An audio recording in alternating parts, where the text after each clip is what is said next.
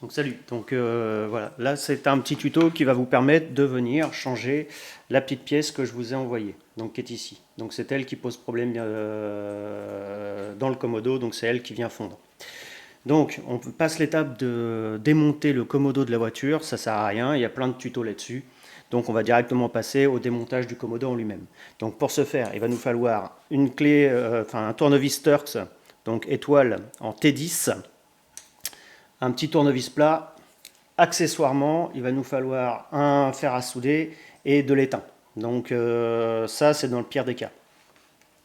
Donc la première étape, donc tout simplement, c'est d'enlever la centrale clignotante qui est ici. Donc on enlève la centrale clignotante. Ensuite, c'est d'enlever la connectique qui se trouve ici. Ça, c'est facile. Voilà. Tac, on dégage bien.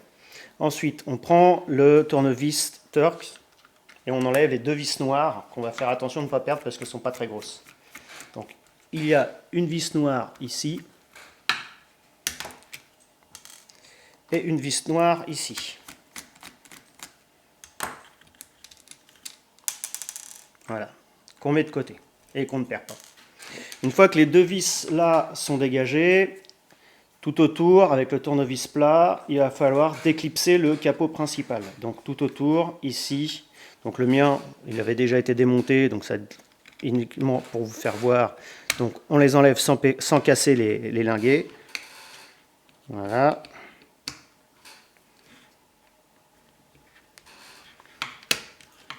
Voilà. Une fois que le capot principal est levé, la première chose à faire avec lui, c'est de le tourner et de regarder ici. Voilà. Donc ici, c'est le petit cavalier qui est ici. Donc je vais faire un zoom, je vais faire un gros plan. Hop. Voilà, qui est ici. Et lui, il doit revenir. Si ce n'est pas le cas, c'est parce qu'il a fondu. Donc le plastique qui l'entoure l'a emprisonné. Donc dans ce genre de situation, ce qu'on vient faire, c'est qu'on vient prendre un fer à souder ici, et on va poser tout simplement le fer à souder, et on va attendre qu'il chauffe. En chauffant, le plastique va se libérer, et normalement, il va remonter. Dans les cas les plus extrêmes, le cavalier qui est ici est complètement déformé. Donc malheureusement, avec des petits tournevis, des petites pinces, on va essayer de le redresser. Malheureusement, ça m'est arrivé une fois ou deux où l'élément était vraiment irrécupérable. Donc voilà, c'est un petit peu au petit bonheur la chance. Donc vraiment, le principal, c'est que lui remonte correctement, parce que s'il reste coincé, les antibrouillards ne fonctionnent pas forcément. Donc voilà, donc celui-là, je vais le mettre de côté. On va revenir ici. Alors là, c'est pareil, je vais m'efforcer de faire un zoom et une netteté, voilà, sur ces éléments. Donc, prenez des photos à chaque étape, ça va vous permettre de pouvoir remonter au moment voulu. Donc, il y a plein de petites pièces ici à démonter. Donc ici, ça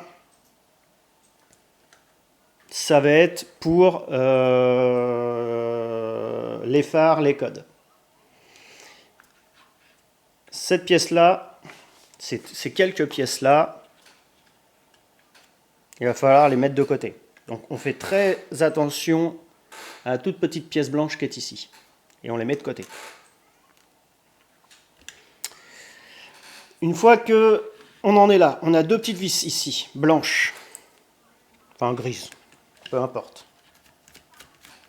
On les démonte.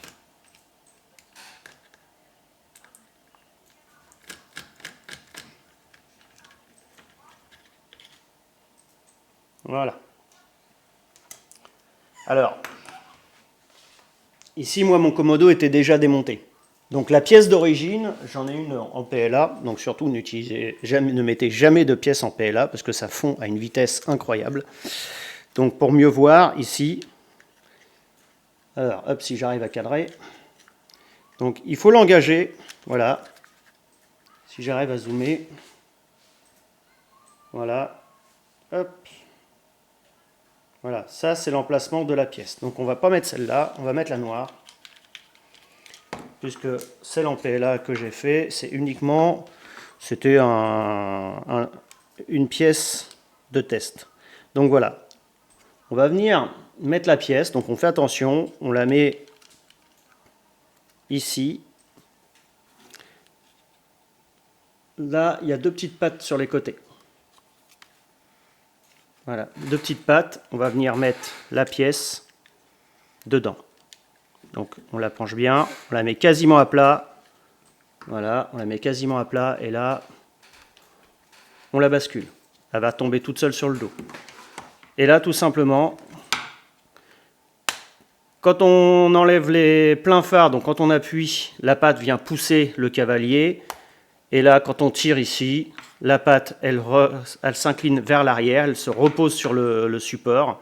Et donc, ça active les antibrouillards. Donc, une fois que la pièce elle est mise en place, elle ne doit pas crocheter. Une fois que c'est fait, eh ben, on fait le système inverse. Eh ben, on remonte tout simplement. Si tout est OK, eh ben, on va remettre les pièces. Attention, ici, c'est pour les clignotants.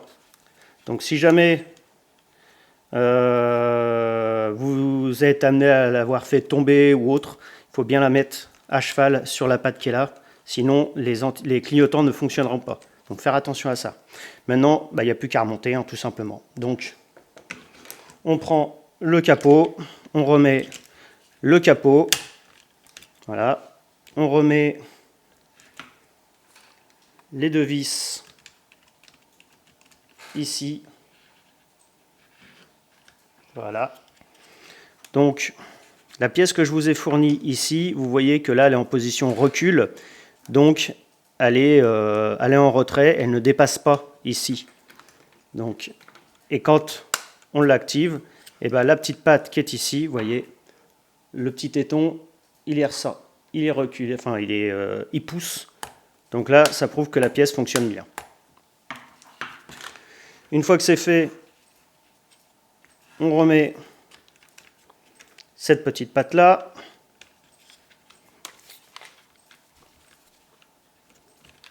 Hop, ici. On remet cette petite pièce là. Voilà.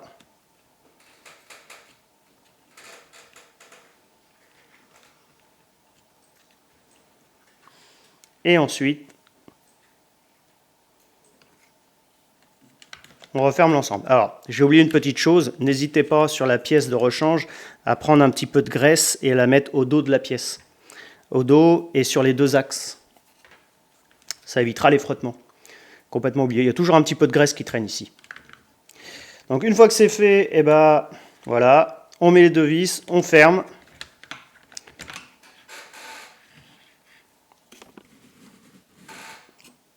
Voilà.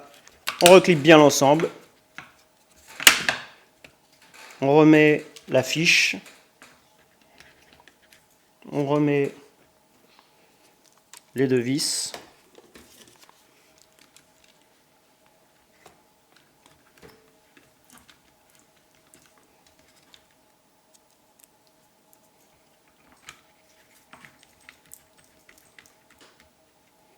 Et on remet la cellule clignotante. Si vous voulez faire des tests au voltmètre, donc les 2 connectiques concernés, je vais refaire un zoom. Les 2 connectiques, eh ben, c'est les 2 là. Voilà. Donc avec un voltmètre, un beeper, vous pouvez activer, désactiver et voir si vous avez une résistance ou pas. Voilà, tout simplement.